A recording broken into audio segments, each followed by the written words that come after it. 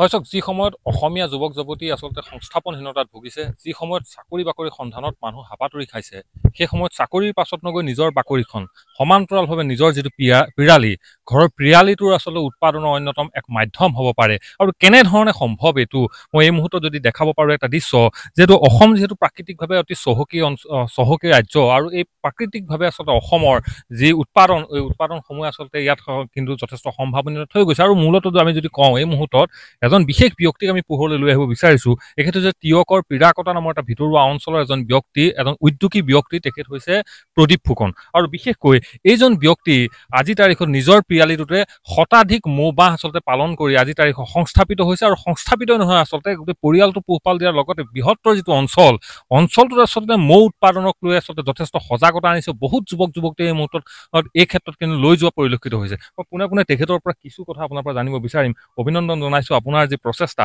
আমি দেখিছোঁ বাৰম্বাৰ, পূৰ্বেও আপোনাৰ ওচৰত আহিছোঁ, বহু লোক আপোনাৰ ওচৰলৈ আহে, বহুত নতুন যুৱক যুৱতী আপোনাৰ ওচৰলৈ আহে, আপোনাৰ মৌ পালন চাই যায়, মৌ পুহিছে। আজি তাৰিখত মই আপোনাৰ পৰা জানিব বিচাৰিম কেনেকুৱা ধৰণৰ, এই মুহূৰ্তত কিমান মৌ আপোনাৰ লগত আছে আৰু কেনেধৰণে কামখিনি কৰি আছে? বৰ্তমান মোৰ মৌ প্ৰায় 100 মাহ আছে, কিন্তু 100 মাহ মাজতে কমিও যাব পাৰে। কিন্তু যিহেতু মই কলনীবিলাক বিক্ৰী কৰি থাকোঁ, কেতিয়াবা 60 মাহলৈ নামি আহে, কেতিয়াবা আকৌ 100তকৈ বাঢ়িও যায়। তেনেকুৱা আৰু এইখিনি পুহি আছোঁ। কিমান আচলতে কিমান সম্ভাৱনা আছে? মই নিশ্চিতভাৱে যথেষ্ট সম্ভাৱনা থকা আমি অৱকাশ দেখিছোঁ। আপুনি যিটো প্ৰেক্টিকেলি কামখিনি কৰি আছে, কিমান সম্ভাৱনা আছে যে মৌ উৎপাদন কৰি বা মৌ পালন কৰি আজি তাৰিখত যে যুৱক যুৱতীসকলে যে চাকৰিৰ পাছত গৈ আছে, চাকৰি লাগে, কিবা লাগে, সংস্থাপন হ'ব পাৰে ন? এইটোৰ পৰা স্বাৱলম্বী হ'ব পাৰে? নিশ্চয় সংস্থাপন হ'ব পাৰে, কাৰণ মই নিজে দেখিছোঁ বা নিজে কৰি অভিজ্ঞতাটো হৈছে। ধৰক মৌ কলনী হিচাপেও বিক্ৰী হয়, মানে মৌ বাঁহটো মানে বিক্ৰী কৰিব পাৰি। আৰু অন্যহাতে মৌ ৰস উৎপাদন কৰিও পইচা পাব পাৰি। গতিকে আজি যদি যুৱ প্ৰজন্ম ওলাই আহে বা মহিলাসকল ওলাই আহে, নিশ্চয় ঘৰৰ কিনাৰতে 10-15 বা মৌ পুহি তেওঁ মানে অন্ততঃ আৰ্থিক দিশত ঘৰখনক আগবঢ়াই নিব পাৰিব। আপুনি কৰি আছে, আপুনি যথেষ্ট কৰি আছে, কিন্তু এই ক্ষেত্ৰত এইটো কথা জানিব বিচাৰিম যে এই কিছুমান বিভাগ আছে এই ক্ষেত্ৰত, এই বিভাগবোৰে আচলতে কেনেধৰণে এইসমূহ যুৱক যুৱতীসকলক উৎসাহিত কৰাৰ কাৰণে বা আপোনালোকক কিবা সহায় কৰিবৰ কাৰণে যিসমূহ বিভাগ আচলতে বিভাগবিলাক আপোনাক আহেনে কেতিয়াবা? বিভাগবিলাক মানে এইটো এটা দুৰ্ভাগ্য। আচলতে মোৰ ওচৰলৈ এবাৰ তিয়কৰ চক্ৰ বিষয়া আহিছিলে, কিন্তু মোক লগ নাপালে।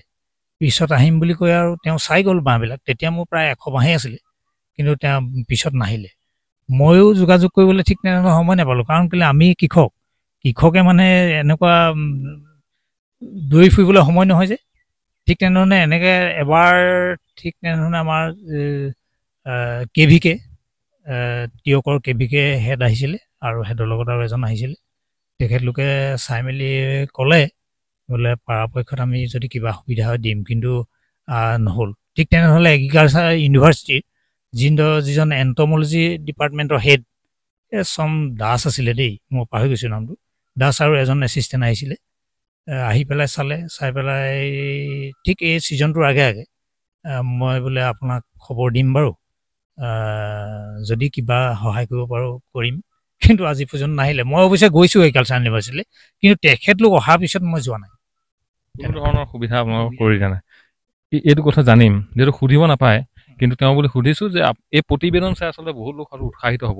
কেনেকুৱা ধৰণৰ আপুনি যিহেতু এই যিটো কৃষি কৰ্ম এইটোৰ লগত জড়িত, কিমান সম্ভাৱনা দেখিছে, বা আপুনি কিমান আজি তাৰিখত আপুনি নিজে যদি নিজক আপুনি উদাহৰণ হিচাপে লয়, কিমান আপুনি এইটোৰ পৰা উপাৰ্জন কৰিব পাৰিছে? নহয়, সম্ভাৱনা যথেষ্ট আছে। মই যে ইতিমধ্যে ক'লোঁ, মই যে অফিচলৈ যাব নোৱাৰোঁ বা টাইম নাপাওঁ, কিন্তু মই যদি তেওঁলোকৰ ওচৰলৈ গৈ পেলাই একোত যদি নাপাওঁ, কিন্তু মোৰ এদিনত লছ হ'ব। এদিন মই নাচালে মানে 2000 টকা হয়তো লছ হ'বলৈ আছে। গতিকে সেই ক্ষেত্ৰত সেইকাৰণে আমি তেওঁলোকৰ ওচৰলৈ সঘনাই যাব নোৱাৰোঁ। গতিকে এইটো যথেষ্ট থল আছে উৎপাদন কৰিব পাৰিলে। কাৰণ যিহেতু মই এতিয়া ৰস উৎপাদন কৰোঁ, এই আমাৰ লোকেল যিটো ৰস, এই ৰসটো মই কেজি 800 টকাকৈ বিক্ৰী কৰোঁ। কিন্তু 800 টকাকৈ যদিও বিক্ৰী কৰোঁ, কিন্তু মোৰ হাতত এতিয়া অকণো ৰসেই নাই। আজি মাত্ৰ উলিয়াবলৈ লৈছোঁ, আজি হয়তো 6-5 কেজিমান ওলাব, এইটো অৰ্ডাৰ হৈ আছে। গতিকে তেনে ক্ষেত্ৰত এতিয়া মই দেখিছোঁ ৰস উৎপাদনেই হওক বা কলনী উৎপাদনেই হওক, কলনী উৎপাদন কৰি অৱশ্যে বেছিও মানে আৰ্থিকভাৱে সবল হ'ব পাৰি। মই কলনী আৰু ৰস দুইটা লগাই মানে বছৰেকত প্ৰায় 3 লাখ টকা ইয়াৰ পৰা লওঁৱেই, 3 লাখ লওঁৱেই মানে মিনিমাম। ধন্যবাদ জনাইছোঁ আৰু নিশ্চিতভাৱে যথেষ্ট এটা আশাপ্ৰদ খবৰ এই মুহূৰ্তত আমি লৈ আহিছোঁ আৰু এইজন ব্যক্তিক আমি লৈ আহিছোঁ আচলতে পোহৰলৈ। আৰু মই এই কথা কাৰণে কৈছোঁ যে এই যিসমূহ উদ্যোগ আচলতে এই যিসমূহ কৃষি, এই কৃষিসমূহ যথেষ্ট সম্ভাৱনা কিন্তু আছে আৰু সম্ভাৱনা আপুনি কোনো কাৰণে নুই কৰিব নোৱাৰে। কিন্তু লক্ষণীয় বিষয় এইটোহে যে প্ৰদীপ ফুকনৰ দৰে এইসকল ব্যক্তি, যিসকল ব্যক্তি আচলতে নিৰলসভাৱে নিজৰ শ্ৰমৰ নিজৰ সময় ব্যয় কৰি আচলতে এনেধৰণে কাম কৰি আছে, গাঁৱৰ আচলতে যিসমূহ উঠি অহা ল'ৰা ছোৱালীক তেওঁলোকক আচলতে এই ক্ষেত্ৰত লৈ যোৱাৰ বাবে যথেষ্ট প্ৰয়াস কৰি থকা পৰিলক্ষিত হৈছে। কিন্তু সেই সময়ত এনে সকল উদ্যোগী লোকৰ কাষত কিন্তু থিয় হ'বলৈ এই মুহূৰ্তত সময় নাই, যে যিটো সংশ্লিষ্ট বিভাগ, যিটো বিভাগৰ আচলতে বিভাগে আচলতে এইসমূহ কাম কৰিব লাগিছিল, এই ক্ষেত্ৰত কিন্তু বিভাগ অপৰাগ বুলি এজন কৃষকে যিসমূহ কথা কৈ গৈছে, এই কথাই কিন্তু যথেষ্টখিনি কিন্তু প্ৰশ্ন চিহ্ন থৈ গৈছে এই মুহূৰ্তত। আৰু মই পুনৰ কৈছোঁ যে যথেষ্ট সম্ভাৱনীয় থাকে এই উদ্যোগলৈ অসমৰ প্ৰতিজন আচলতে উদ্যোগী যুৱক আচলতে আগুৱাই আহিব লাগে। এই মুহূৰ্তত টিয়কৰ পৰা মই ৰঞ্জন প্ৰকাশ, D24।